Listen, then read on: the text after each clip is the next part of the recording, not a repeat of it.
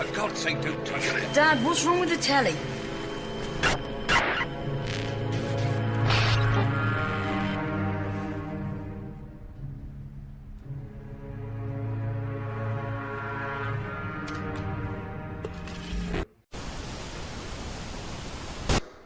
If we want to be free, then don't run and hide. Because you can put your head in the sand and ignorance is bliss, but only for a while. You can put your head in the sand because there's a tornado coming. But the tornado's still coming, your bum's in the air. If you lift it out of the sand, take responsibility and face it, you can take avoiding action. Ignorance is bliss with a head in the sand, and then, bang, your ass is spinning up in the clouds.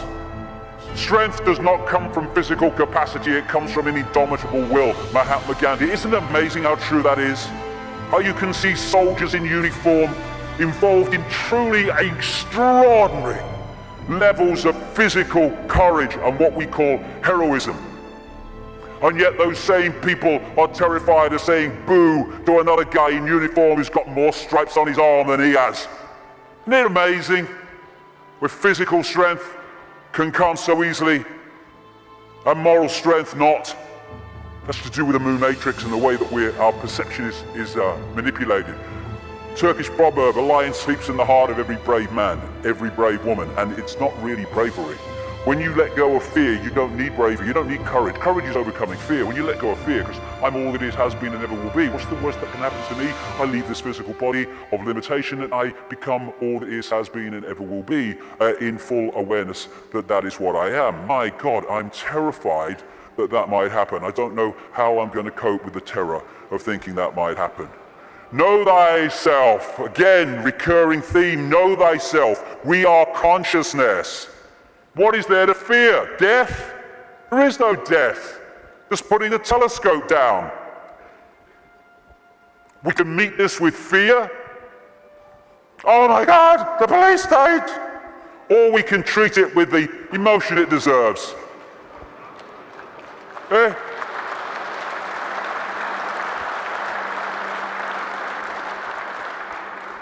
What we have to do is comply. Compliance, that's what we have to do. Because if we don't comply, the control system's in desperate trouble. So it has to frighten us into complying for fear of not complying and the consequences that come from that. Well, hold on a second here. There's something about this that ain't right. When we look at this structure, we look there for the power. But why is that there? Because these silly sods are holding it up there. This is the power. They have to persuade them that they have the power so they don't take the power to bring that crashing down. Fear of bringing it down through fear of not complying. Once we step out of the pyramid and refuse to cooperate with it, no violence necessary by the way, then the pyramid starts to collapse because we're holding it together. It's a house of cards, that's all it is. Oh, it's the control system, it's a house of cards.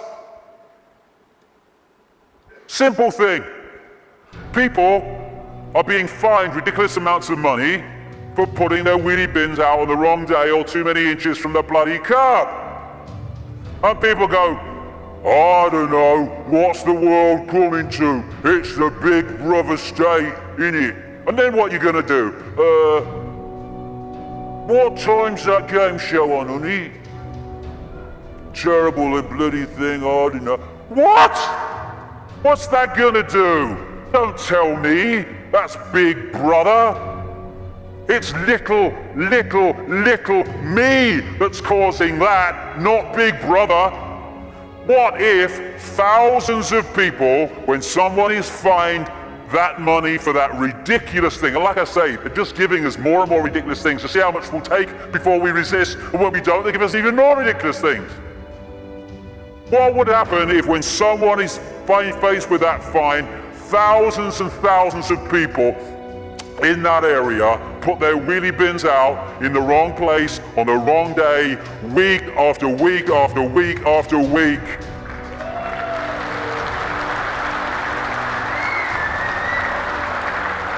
The system couldn't cope. We have the numbers. And I see this, your vote is your voice, be heard. Bollocks it is. How can the vote be your voice when the people you're given the choice of voting for that have any chance of forming a government are standing on the same postage stamp of political policy and perception? There's no choice. We've reached a point now where the vote becomes a voice when we refuse to vote. We refuse to play the game anymore.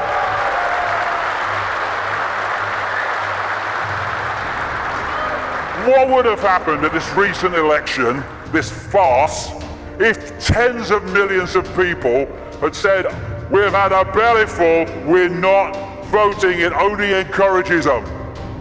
We are not voting because we're going to make a statement that we know this system is rigged and we're having it no more.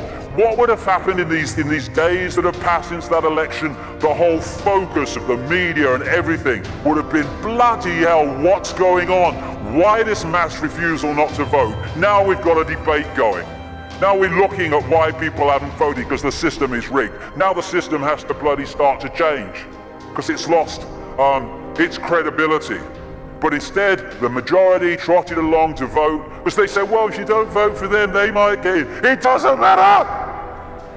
They're masks on the same face. So what if they get in? Same thing will bloody happen. Comply!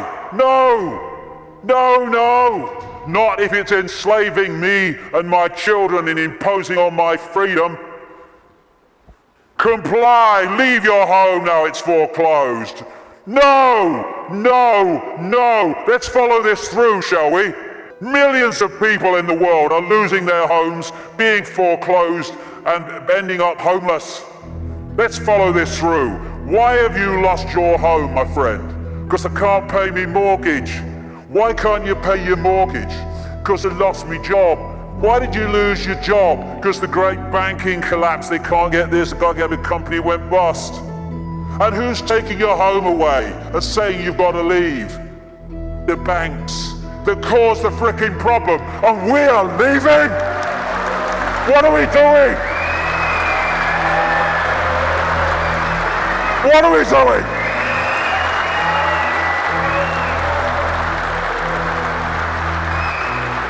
No, we won't leave when the banks have caused the problem and now they're telling us to leave to take the assets.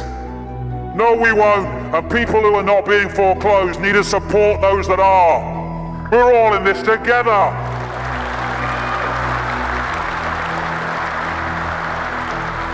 Compulsory vaccinations. No, no, no.